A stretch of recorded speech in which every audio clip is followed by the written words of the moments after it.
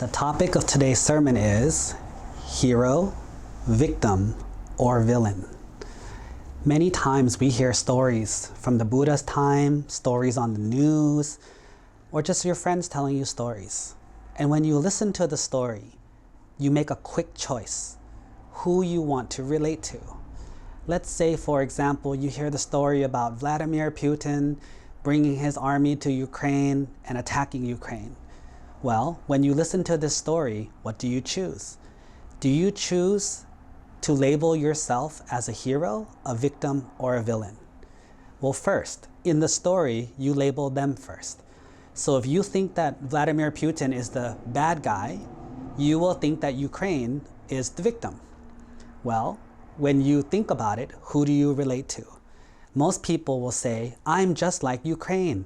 Other people bully me, other people hurt me, nobody helps me. Then you become the victim. In another story, you hear a story about the Buddha tell a story about a stubborn monk who's greedy and selfish, who doesn't care about other people, and when people ask him to change, he doesn't listen. Well, you label the greedy monk as the villain. You label his friends who tried to teach him as the victims. Oh, look at them, they tried to help him and he doesn't listen. Or maybe the hero. Oh, look at them, try to teach him and he won't listen. So who do you identify with?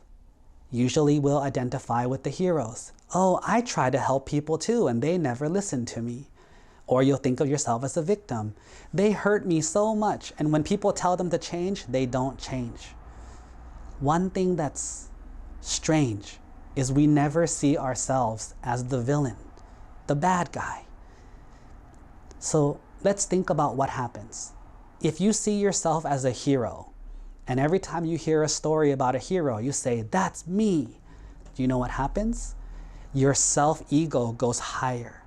Your belief in yourself goes higher. Your self-confidence goes up, but also your egotisticalness, your overconfidence goes up.